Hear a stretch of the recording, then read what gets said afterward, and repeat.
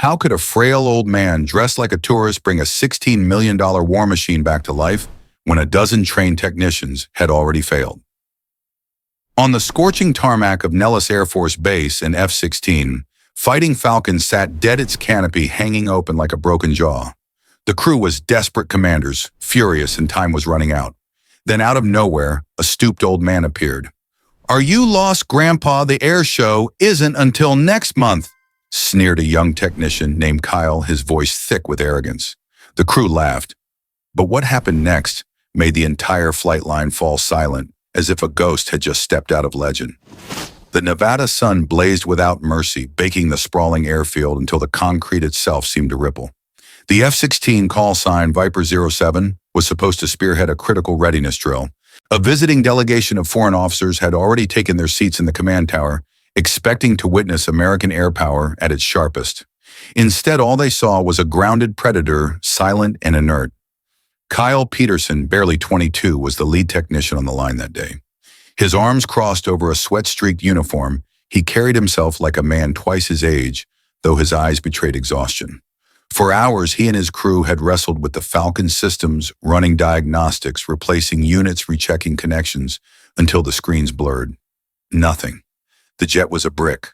The old man standing before them looked like the punchline to a cruel joke.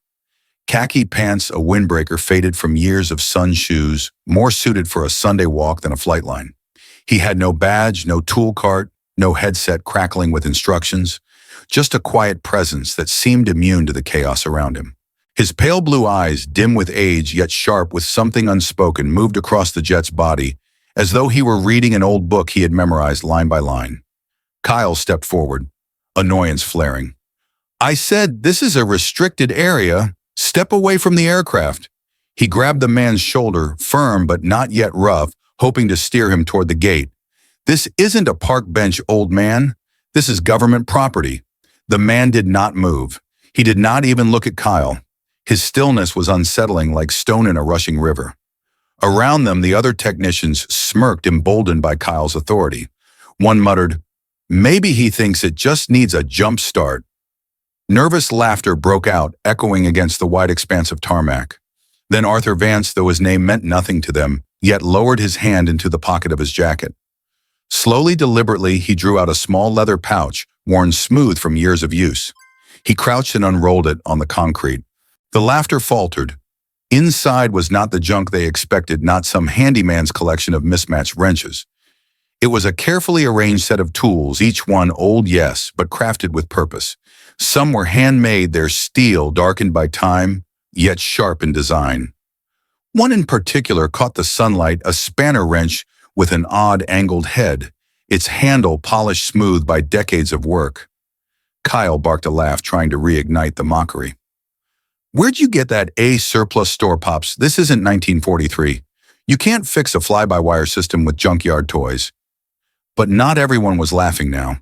From across the line, Master Sergeant Miguel Reyes straightened, his weathered face tightening. 30 years of service had taught him to recognize details others ignored: the economy of motion, the way a man stood when he wasn't wasting energy, the subtle focus in the eyes. This old man wasn't gawking. He was diagnosing.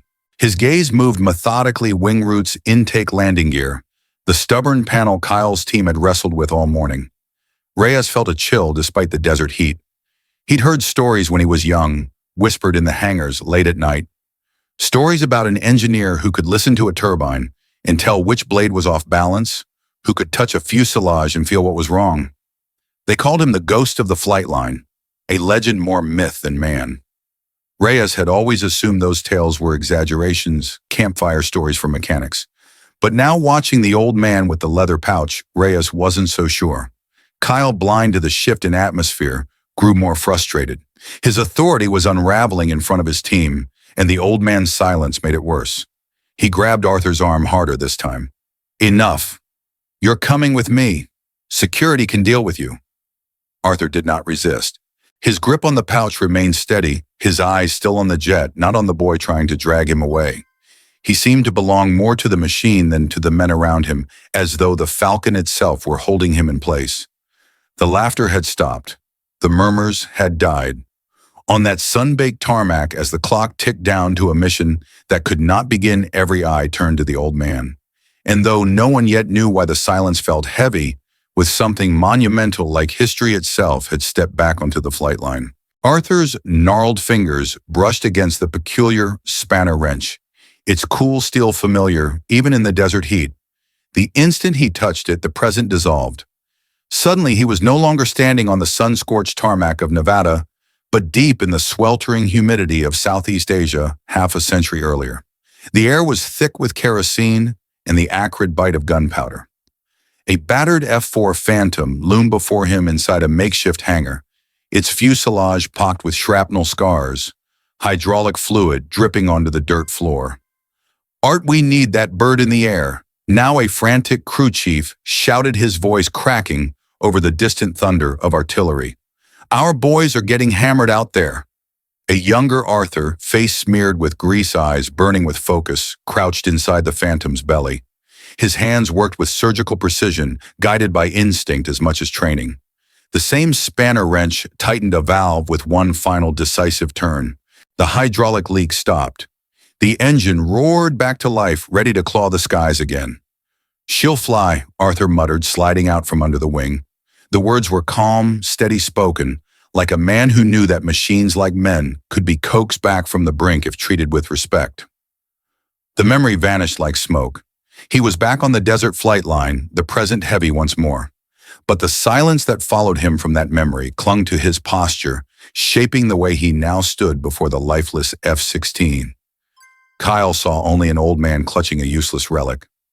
"That's it," he snapped, his patience frayed raw. "We're done here." He tugged on Arthur's arm, trying to drag him away from the aircraft. The crowd of technicians tightened around them, eager to see the humiliation play out. But one man was no longer smirking. Master Sergeant Reyes narrowed his eyes. He'd seen plenty of civilians wander, where they shouldn't, most of them clueless. But this was different. The old man wasn't confused. He wasn't afraid. He was studying the jet the way a doctor studies a patient, his eyes moving with absolute purpose. Reyes's stomach nodded. The legend was clawing its way out of memory, unbidden but undeniable. The ghost of the flight line. He remembered the stories told in hushed tones by old chiefs, a mysterious engineer who could solve problems no one else could, appearing at the darkest hour, then disappearing before credit could find him. Kyle's voice cut through his thoughts. "Sir, I am not asking again. You're coming with me." He yanked Arthur's arm harder, but Arthur remained still like iron rooted into the ground. Reyes made a decision. He pulled out his cell phone, his thumb hovering for only a heartbeat before dialing a number. Most airmen didn't even know existed the direct line to the maintenance group commander's office. "Captain, this is Master Sergeant Reyes on the flight line," he said quickly, his voice low and urgent. "We've got Viper 07 grounded, no fix after 3 hours. Tech teams at a dead end. And we've got a civilian." "A civilian came," the incredulous reply. "How the hell did a civilian get on the line?" Reyes's eyes flicked to Arthur, still calm, still holding that leather pouch like a priest with a holy relic. "Sir, I think it's Vance. Arthur Vance." The silence on the other end was explosive. Inside the command tower, Colonel Matthews's briefing came to an abrupt halt when his aide shoved a phone into his hand. His expression shifted from anger to disbelief in seconds. "Say that name again." "Vance, sir. Arthur Vance." The colonel's face drained of color. He shot to his feet, knocking his chair aside. "Get the command car. Now. Clear the way to the main tarmac." Back on the line, time seemed to warp. For Kyle, the seconds stretched into eternity as he tried to drag Arthur toward the security office. His voice dripped with condescension, each word meant to strip away dignity. "Look, old man, I get it. Things get confusing at your age. You're a danger to yourself and this equipment. Security will call your family, get you sorted out." He gave Arthur a tug as though parading him in a walk of shame would restore his authority. But then came the sound. Not the high-pitched whine of jet turbines, not the chatter of radios, but the deep wail of sirens growing louder by the second. Heads snapped around. From the distance, a convoy of vehicles tore across the tarmac, a black staff car flanked by 2 security trucks. Lights flashing, engines roaring. They did not slow. They barreled forward with terrifying speed, scattering airmen who leapt aside in panic. Tires screeched as the convoy skidded to a halt just yards from the grounded F-16. Dust swirled in the air. The passenger door of the staff car flew open before it had even stopped rolling. Out stepped Colonel Matthews, chest heavy with ribbons, his face a thundercloud barely contained. Beside him strode his command chief and the maintenance group commander, their expressions carved from steel. The entire flight line froze. Conversation died. Laughter vanished. Even the desert wind seemed to hush. Matthews didn't look at the million-dollar jet. He didn't look at the crowd of airmen standing in shock. His burning gaze locked onto one man and one man only, Arthur Vance. He strode forward, boots pounding the concrete, every step radiating authority. Kyle's grip on Arthur's arm faltered as the colonel stopped 2 feet away. Matthew's eyes dropped to the young airman's hand, still clutching the old man's sleeve. The message was wordless, but absolute. Kyle jerked his hand away as if he'd touched fire. Then in a single crisp motion, Colonel Matthews brought his hand to his brow and rendered the sharpest salute of his career. The air around them vibrated with the weight of it. Mr. Vance Matthews said, his voice ringing with reverence. "It is an honor, sir." A ripple of gas swept through the crew. Eyes widened, jaws dropped. Kyle's face drained of color as the ground seemed to vanish beneath him. For the first time, the young technicians realized they were standing not beside a lost old man, but a legend. Colonel Matthews' salute hung in the scorching air, sharp and unwavering. For a long moment, no one breathed. The silence was electric, every young technician frozen in place, trying to make sense of what they were witnessing. Arthur Vance, the man they had mocked as a wandering old fool, stood quietly with his pouch of tools at his side. He did not return the salute, but the depth in his pale eyes seemed to acknowledge it in a way words never could. Matthews finally lowered his hand, his back still ramrod straight. His voice boomed, carrying across the stunned circle of airmen. For the benefit of those too young or too ignorant to understand whose presence they are in, this is Mr. Arthur Vance. A wave of murmurs swept the crowd, but the colonel continued cutting through the whispers. In the early days of the Viper program, when the F-16 was still just a radical prototype, he was known as the ghost of the flight line. He would appear out of nowhere and solve problems even the engineers swore were impossible. Some thought it was rumor, a story passed between mechanics, but it was real. He was real. The weight of the words pressed on Kyle like a physical blow. His chest tightened as the laughter he had encouraged earlier echoed in his mind, now sounding cruel and hollow. Matthews stepped closer to the young men, his voice hardening. This man was not only part of the original YF-16 project. He wrote chapters of the maintenance manual you use every single day. The very fly-by-wire system that stumped you for hours, gentlemen. He holds 2 of the core patents on it. The crowd rippled with disbelief. Eyes flicked toward Arthur's weathered hands, the very same hands that had crafted the systems they relied on, but never truly understood. Matthews wasn't finished. His voice rose, his tone almost reverent. During Operation Desert Storm, a software glitch grounded an entire squadron of F-16s forward, deployed in the desert. The Pentagon scrambled, paralyzed by meetings and reports. While they argued, Arthur Vance flew into the war zone with nothing but a small case of tools. Within 36 hours, every single one of those jets was back in the air. 24 aircraft, 24 pilots. He didn't ask for a medal. He didn't ask for recognition. He just did the work. The silence that followed was crushing. Some of the younger airmen swallowed hard, realizing they had been standing in the presence of a man who had shaped the very machines they served. Reyes, watching from the edge of the circle, felt a deep sense of vindication. He had recognized the posture, the stillness, the quiet authority. Legends, it seemed, could be flesh and blood.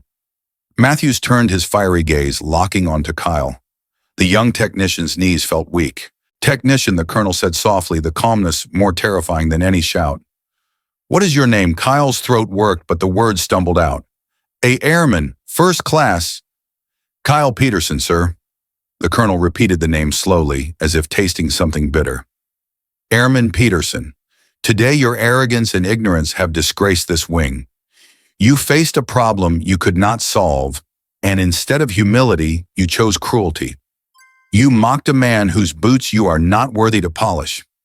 Kyle's face burned. The shame was unbearable, amplified by the hundreds of eyes watching. You looked at a living legend. Matthews continued stepping closer, his voice dropping to a cold blade, and saw only a target for your own failure. You are a disgrace to that uniform. The rebuke hit like a hammer. Kyle stood paralyzed, his humiliation complete, and then unexpectedly another voice broke the tension. Colonel, that's enough. Arthur had spoken for the first time since stepping onto the flight line. His voice was soft, raspy with age, but it carried an authority that stilled even the wing commander. Matthews fell silent, immediately eyes shifting back to Arthur. Arthur turned his gaze on Kyle. The boy looked terrified, waiting for more condemnation. But Arthur's expression held neither anger nor pity. It was something else, something far heavier. Son, Arthur said gently, the machine doesn't care about your rank. It doesn't care about your pride. It only cares about the truth of the problem. He raised a shaky hand and pointed not at the avionics bay where Kyle's team had spent hours, but at a small, almost invisible panel near the portside landing gear strut. You were looking at the brain. The problem isn't in the brain, it's in the nerves. Right there. The hydraulic bypass actuator for the emergency power unit. It's a known issue on Block 30s, especially after a cold soak at altitude. That valve gets sticky. The technicians blinked. None of them had even considered it. Arthur slowly unrolled his pouch of tools once more, selecting the peculiar angled wrench. He held it out toward Kyle. You don't need a computer, he said softly. You just need to remind it what it's supposed to do. Kyle hesitated, shame and dread twisting inside him. Under the eyes of his commander, his crew, and the man he had ridiculed, he reached out and accepted the tool. The weight of the steel felt strange in his hands, strange and yet balanced as though it belonged there. He knelt beside the F-16, his motion stiff with embarrassment. He found the actuator Arthur had indicated, a tiny component, almost invisible among the jet's complex anatomy. It seemed absurd that something so small could ground a fighter worth millions. Kyle raised the wrench, his hands trembling. For a moment he froze, every eye on him. Then with a soft, precise tap, he struck the valve housing. Tap. The sound was small, almost laughably so, but it was followed by a hiss of released pressure, the click of a relay seating into place, and then magic. The cockpit flickered alive. Screens glowed green. A calm, computerized voice echoed from the jet main power online. The auxiliary unit spooled up its whine, rising in pitch. The F-16, dead for hours, was alive. The crowd erupted in gasps and murmurs. Awe swept through the flight line like a wave. What the computers and diagnostics and hours of labor could not fix had just been solved by a tap from an old man's tool. Colonel Matthews stared at the glowing cockpit, then turned back to Arthur, his face alight with something between reverence and gratitude. At that moment, every man and woman present understood they had just witnessed history. The roar of the auxiliary power unit echoed across the tarmac, but the real noise came from the stunned voices of the crew. Airmen stared in disbelief at the glowing cockpit. Some exchanged wide-eyed looks, others simply shook their heads. The impossible had just unfolded before them. Colonel Matthews' voice cut through the buzz. Effective immediately, Airman Peterson and his entire team will report for a week-long seminar on the history and legacy of the F-16 airframe. And their first lesson, his eyes softened as he looked at Arthur, will be taught by Mr. Vance if he would do us the honor. The colonel's words landed like scripture. The incident would be documented, turned into training material, and told for years in classrooms where young mechanics first donned their coveralls. Kyle stood frozen, shame gnawing at him. His arrogance had been stripped away, leaving nothing but the raw humility of a man who had glimpsed true greatness. Weeks later, in the quiet of the base library, Kyle found Arthur again. The old man sat in a worn armchair in the history section, a book resting in his lap. Kyle's heart pounded as he carried 2 steaming cups of coffee from the kiosk. Mr. Vance, he said softly, setting one cup on the table. Arthur looked up, his eyes pale, but clear, a faint spark of recognition in them. I wanted to say, thank you for the lesson, and I'm sorry, there's no excuse for the way I treated you. Kyle's voice trembled, but it was honest. Arthur studied him for a long moment, then gave a small nod. He gestured to the empty chair. Sit down, son. Kyle sat, relief washing through him. They didn't speak of the tarmac again. Instead, Arthur began to talk about the win over a new wing design, about the scent of hot engines cooling in the night, about the challenge of creating a machine that obeyed a pilot like an extension of his own body. He spoke of the Falcon not as a weapon, but as a living creation. And Kyle listened, truly listened. He realized the soul of the machine was not in its wires or software, but in the people who built it, the ones who gave it life. The story of Arthur Vance is more than history. It is a reminder that true legends often walk quietly among us. They don't seek recognition. They wait for the moment when their wisdom is needed most. Then they step forward not for glory, but simply because the work must be done. So next time you see an old veteran, a face weathered by time, remember behind those eyes might live a story greater than you can imagine. If this story moved you, share it with someone who needs to hear it. Leave a comment with your thoughts and subscribe to Veteran Valor for more untold stories of courage, humility, and the legends who shape the skies.